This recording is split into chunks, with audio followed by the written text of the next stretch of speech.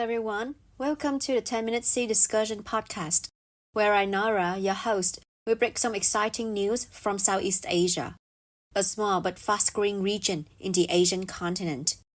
Now let's stream into our 8th episode, ASEAN GenZ in the Housing War.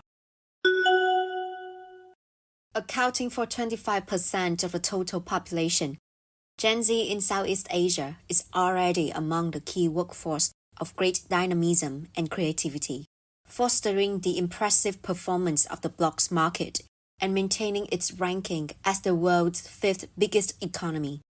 Born in an era of innovation and transformation, this generation is adept at utilizing machinery, regularly renovating the current technology, and also shaping a more productive corporate operation, integrating both human intelligence and robotic capability. Proactive and innovative as they may seem, this is also a generation facing incremental uncertainties at a larger scale compared to the older counterparts. For the majority of Gen Zers, they may have at least 3 years growing up fighting jobs and trying to get by during the great hit by COVID-19 pandemic.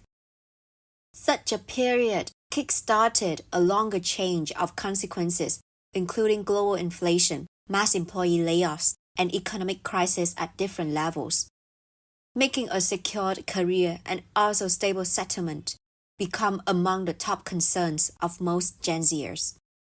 Witnessing the non-stop rise in the property price, though some features inside the real estate market are not totally comprehensible, quite a number of young adults start diving into their research for an ideal home, calculating the required saving they should have to own an accommodation, and also planning out a long-run trajectory to realize their dream of gaining home ownership.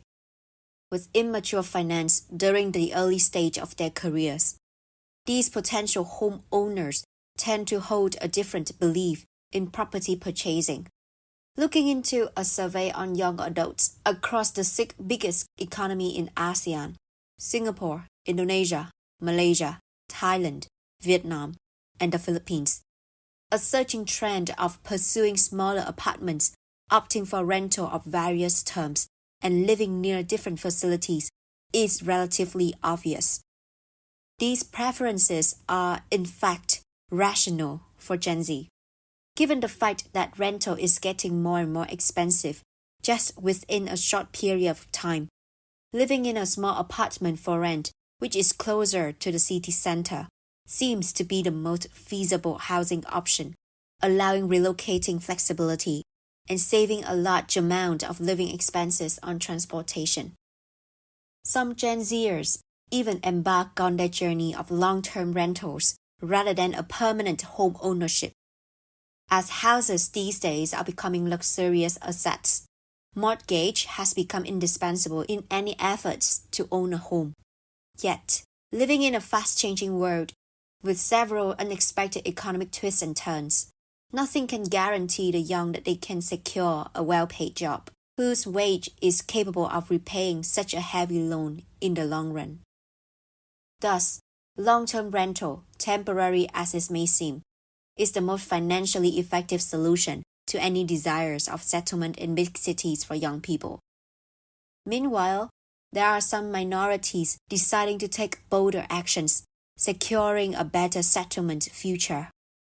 As more construction projects are in progress, knowing that waiting will only make it harder to buy a home, some young adults decide to plan out their finances, register for mortgages, and borrow money from acquaintances to secure their homes while they are yet to be fully built or equipped.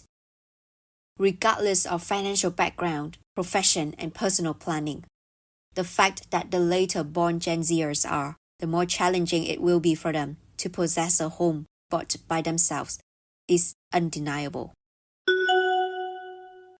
Understanding the fast-growing demand of permanent homes in cities, governments of the 6 nations have exerted on erecting more social houses, establishing several financial schemes for both low-income earners as well as first-time buyers, and some even implement assistance on long-term rentals aligning with current desire of most young adults. Yet, Any constructions or paperwork require a relatively long time to process. Waiting for all to settle without considering other possible alternatives sometimes lessens the chances of the young to own houses. Hence, breakthroughs are imperative for both individuals' financial planning and governmental policies to serve the urgent need of housing. Instead of relying heavily on such schemes, governments could expand the supply of affordable rental housing. Well-regulated rental markets provide flexibility for young workers and low-income families who may not be ready for long-term mortgages. A stronger rental sector also reduces speculative demand, since not everyone needs to buy property to secure a place to live. High demand in central cities often reflects limited access to jobs, education, and infrastructure outside those hubs. Policies that promote secondary urban centers, supported by efficient public transport and economic opportunities, can reduce pressure on housing in capital cities. For young people, the financial breakthrough to buying a house often begins with setting a clear and measurable goal. Instead of vaguely saying, for a home someday, it's important to define a type of property, its estimated cost, and the down payment required. From there, creating a timeline makes the goal concrete. The next step is building the down payment fund strategically, rather than relying only on a basic savings account. It helps to automate transfers into a separate, dedicated fund. Placing this money in safe but higher yield instruments like money market funds, government bonds, or fixed deposits accelerates growth without too much risk. A crucial discipline here is to direct windfalls, such as bonuses, side hustle income, or tax refunds, straight into this account instead of spending them. Equally important is managing debt carefully. High-interest debts like credit cards or personal loans should be paid down as quickly as possible, since they eat into saving capacity. Avoiding new liabilities, for instance, financing a new car, can make a big difference in keeping the debt-to-income ratio low. Maintaining a clean credit record also improves the chances of securing a favorable mortgage rate later. Living in a better equipped society with the assistance from technology and availability of services does not mean that there is no challenge to Gen Z adulthood. Going through the long quarantine of 3 years due to COVID-19 pandemic, this is a generation that may understand deeply how fragile and unexpected the world's outlook can be. Though prioritizing work-life balance does help them sustain a well-being lifestyle, it cannot prevent the young away from reality that home ownership is never in their visible sight as time flies. Gen Z, no matter what life stages they are at, it is advisable to take first step monitoring the outlook of the housing market, acquiring relevant terms and policies to well prepare themselves for better financial planning and long-term savings. Facing it or not, delaying plans for house purchase will only make their dream homes out of hand. Besides making the most of governmental funds and assistance available, a detailed roadmap from selecting house type, locations, to loan down payment should be drafted out. Though the road to secure a home is still bumpy, with careful planning and preparation, it is not impossible. So that's the end of today's episode. I hope you enjoyed it and found the news interesting.